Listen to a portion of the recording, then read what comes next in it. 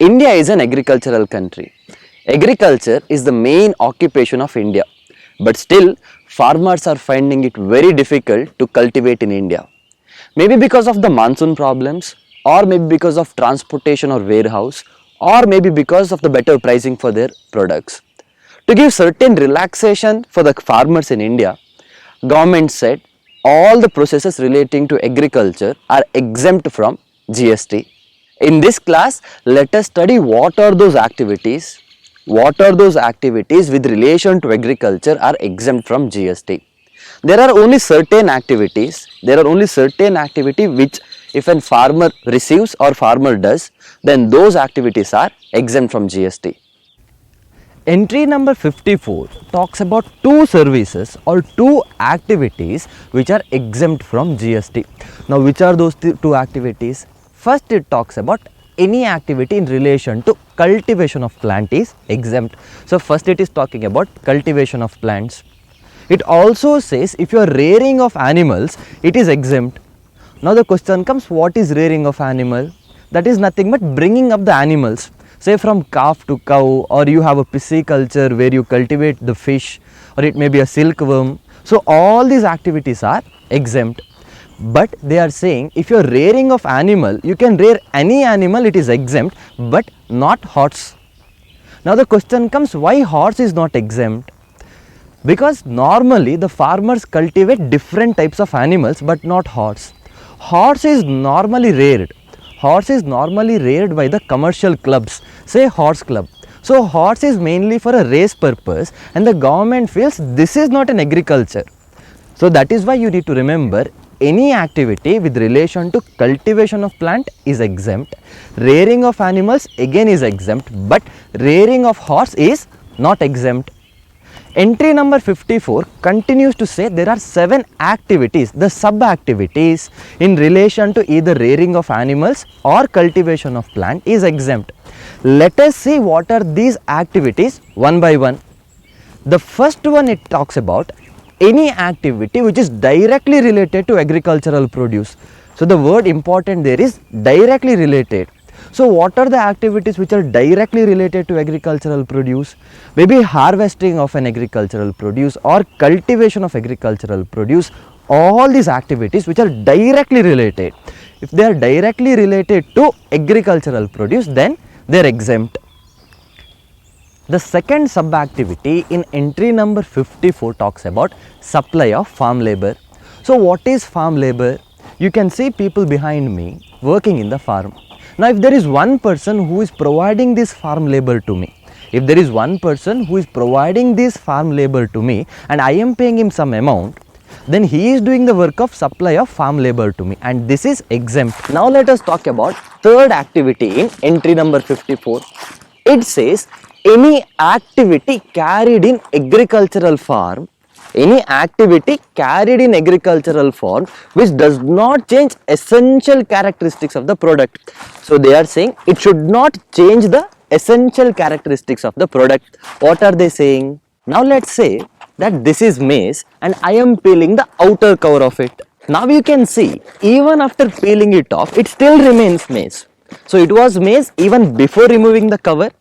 It is maize even after removing the cover. That means essential characteristics of the product did not change. Now, let us see where the essential characteristics of the product changes.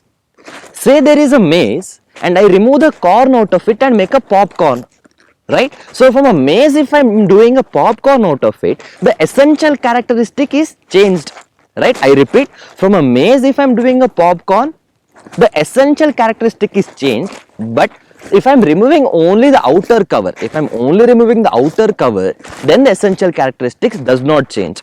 So, if the essential characteristics does not change, it is exempt from GST. If the essential characteristic changes, then it is not exempt from GST. The next activity in entry number 54 talks about two things. The first thing, it talks about renting of agro machinery. Let us take an example to understand this. Say I am a service provider that I rent agro machinery for the farmers to cut their crops. Now, this service is exempt from GST. The second thing talks about renting of vacant land for agricultural purpose. you can see a vacant land behind me. Say if I am having this vacant land and if I am renting it out for a farmer for the cultivation purpose, it is exempt.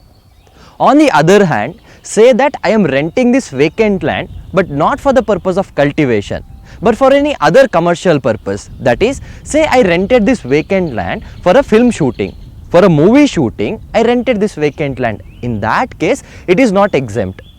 The next activity in entry number 54 talks about logistic services. Say my agricultural produce is now ready and I need to take it to market. So what are the services I'd be wanting? I need to load my agricultural produce, I need to unload it, I need to pack my products, I need also warehouse services. So all these logistic services, that is loading, unloading, warehousing or packing, is exempt from GST. The next entry talks about agriculture extension services. Now the question comes, what is this agricultural extension services? Agricultural extension services means applying scientific or research knowledge by training the farmers. In short, it is when you are educating the farmers to cultivate in a scientific way, it is called as agricultural extension services.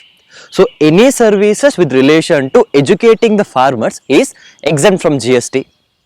The last item in entry number 54 talks about services by commission agents or APMCs. Now say that my agricultural produce is ready. My agricultural produce is ready, but I don't have a ready market to sell it. To help me to sell my product for a better price, either commission agents will help me or APMCs, that is agricultural produce marketing committees, they will help me so that I can get a better price for my producers. So any services with relation to selling of my product provided by APMCs or commission agents are exempt from GST. So to conclude, let us just revise all the points we studied. First we spoke about any activity which is directly related to agricultural produce, like cultivation, harvesting, or it may also be testing, maybe a seed testing, maybe a soil testing, even these are exempt. Then we spoke about supply of farm labor. If someone is supplying the farm labor, then even that is exempt. Then we discussed one of the important aspects, that is any processes carried on an agricultural produce, any process that is carried on an agricultural produce which does not change the essential characteristics of the product.